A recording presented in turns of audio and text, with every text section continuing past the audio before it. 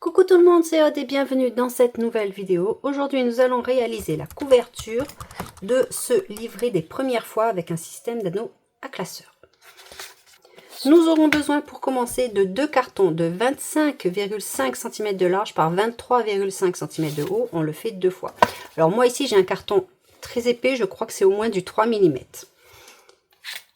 J'ai aussi besoin pour le dos ici, donc ce qu'on appelle la tranche quand on fait du scrap, c'est 4 cm par 23,5 cm de haut.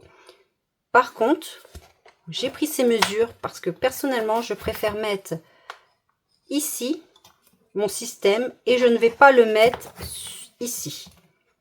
Personnellement, je préfère le mettre comme ceci. Pourquoi? Parce que quand on met comme ceci, on entraîne, quand on l'ouvre, on entraîne les feuilles. Alors que quand il est là, je vais ouvrir mon album, je ne vais pas entraîner les feuilles et il n'y aura pas ce frottement. C'est pour cela que j'ai pris ces mesures-là. Donc ça va dépendre de vos systèmes. Pour attacher ici, moi j'utilise ces écrous à vis, mais il est épais. Il est plus épais que un carton. Donc ici, ça va être lâche. Je prévois donc un autre morceau. Là, j'ai découpé dans ma chute de carton qu'il y avait de 3 mm. S'il est trop épais, je vais prendre un 5 ou 2. Je verrai après. Ces petits écrous, vous pouvez en trouver un petit peu partout dans les boutiques de loisirs créatifs. Mais vous en trouvez également chez AliExpress ou autres. Et par contre, ça dépend. Vous avez plusieurs écarts, plusieurs dimensions ici. Moi, je n'avais que cette dimension-là. Et ici, ça mesure, on va dire 6 mm, 5 à 6 mm d'espace entre les deux parties à visser ensemble. Et voilà, j'en ai des rose gold, des on va dire noirs et des argentés, des gris. Je commence par assembler mes trois éléments principaux. Comme d'habitude, je vais faire avec la technique, ce que moi j'appelle la tranche qui ne craque pas. Bien évidemment, vous pouvez faire avec la technique que vous souhaitez. Vous pouvez prendre un seul papier et tout assembler. C'est vraiment au choix. Vous faites comme vous avez l'habitude de faire et comme vous préférez faire. Donc moi, je vais faire ça en musique. Je vais prendre du craft pour rappeler le craft que j'ai utilisé à l'intérieur pour les intercalaires, pour les dos et devant de couverture. Et pour la tranche, le dos ici, je vais utiliser un gris perlé.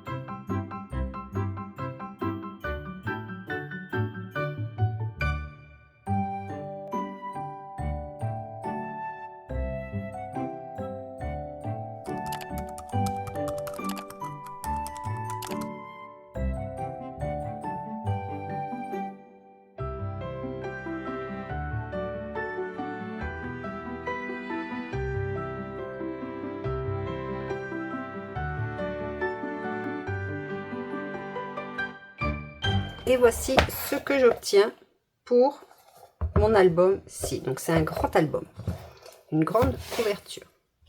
Une fois que c'est bien sec, je vous conseille de le laisser sécher. Je vais venir coller un papier ici.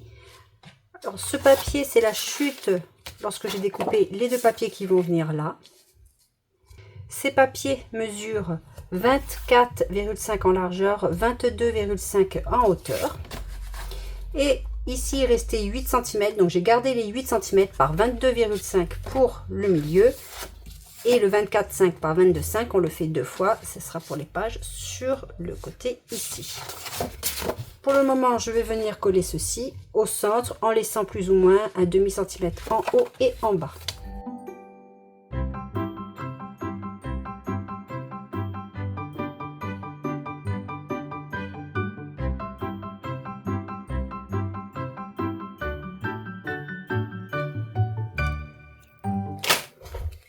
Je vais déjà faire les premiers trous. Alors pour le moment, je vais garder juste mon intercalaire de la fin pour pouvoir bien me positionner ici. Donc on fait bien alors finalement, je vais me mettre bien bord à bord par rapport à mon papier ici pour être sûr d'avoir de la place là. Alors quand je dis bord à bord, c'est par rapport au papier et pas par rapport à ma ligne de pli. Je ne sais pas si vous allez bien voir. J'ai ma ligne de pli et j'ai mon papier qui vient ici.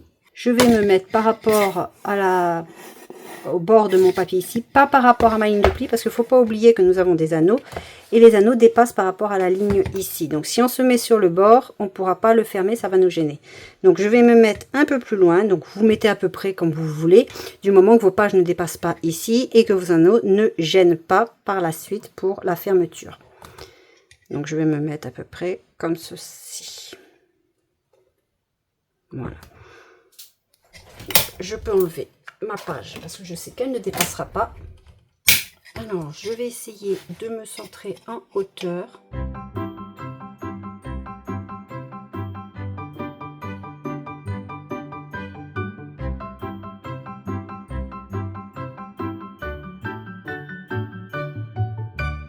Alors je vais les faire hors caméra parce que je ne vois rien de ce que je fais. Voilà, j'ai fait les trous. Je vais effacer. Maintenant, je vais vérifier si j'ai besoin ou non de rajouter un morceau supplémentaire ici. Cela va dépendre de la hauteur ici. Si vous avez des plus petits ou des plus longs. S'ils sont plus longs, il faudra rajouter. Et puis, il faudra faire attention aussi lorsque vous calculez ici pour la tranche. Moi, je vais d'abord voir avec ceci parce que comme j'ai du carton 3 mm. Peut-être que ça ira parce que je vois qu'il ne dépasse pas de beaucoup. Mon mécanisme bouge parce que mes vis sont un petit peu trop grandes. De ce fait, je n'ai pas beaucoup d'épaisseur en dessous.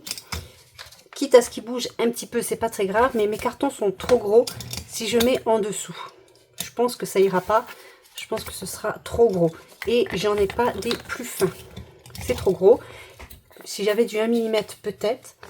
Alors ça, cette étape va dépendre vraiment de ce que vous utilisez pour assembler ceci. Vous pouvez aussi prendre, je sais qu'il y en a qui prennent ceci, des brades. Ils mettent le brad par ici, les ailettes par derrière et après sont cachés par le papier. Moi, je n'aime pas trop cette méthode. Donc, je vais compléter avec un autre petit carton en dessous. Sachant que de toute façon, pour la décoration ici, je pourrais encore enlever pour coller mon petit papier, parce que je pense que j'aurai peut-être un papier ici, je pourrais les enlever, refaire les trous dans le papier imprimé, coller et remettre mes vis. C'est ce qui est très bien aussi avec les vis, c'est qu'on peut enlever et remettre. Si vous avez des vis par exemple argentées pour le moment et que en fait vous voulez des vis rose gold, des petits écrous, ben, vous pouvez toujours mettre les argentés et plus tard changer pour les rose gold. Alors j'ai pris un carton type boîte à céréales de 3 cm par, j'ai pris la hauteur que j'avais ici, donc de mémoire 22,5 comme ceci. Et en fait je vais venir le coller ici, mais je vais le recouvrir de craft, exactement comme on recouvre un carton. Je vais refaire les trous, le coller ici et positionner.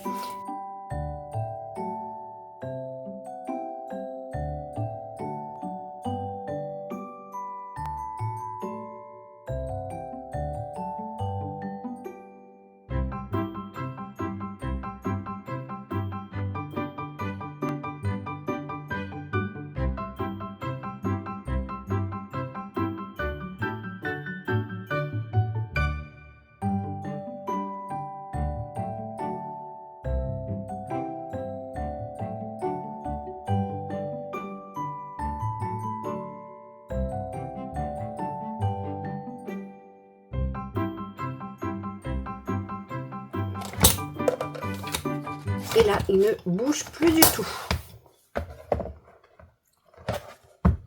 Voici ce que j'obtiens. Et j'ai aussi ancré les bords, car quitte à ce que ça se voit, autant que ça se voit vraiment. Maintenant, il ne me reste plus qu'à... Ici, je collerai simplement un papier imprimé, parce que j'ai toutes mes pages ici. Et ici, nous allons faire une petite page pochette très rapide à réaliser. Je vais découper tous mes papiers imprimés, je vais découper la pochette qui va venir ici et je reviens pour vous donner les dimensions de celle-ci. Si vous voulez mettre aussi un porte-étiquette sur l'extérieur, vous pouvez le faire bien évidemment. Ça ne gênera pas ici notre album. Et on se retrouve très rapidement. Je vous dis donc à bientôt. Scrapez bien. Bye bye!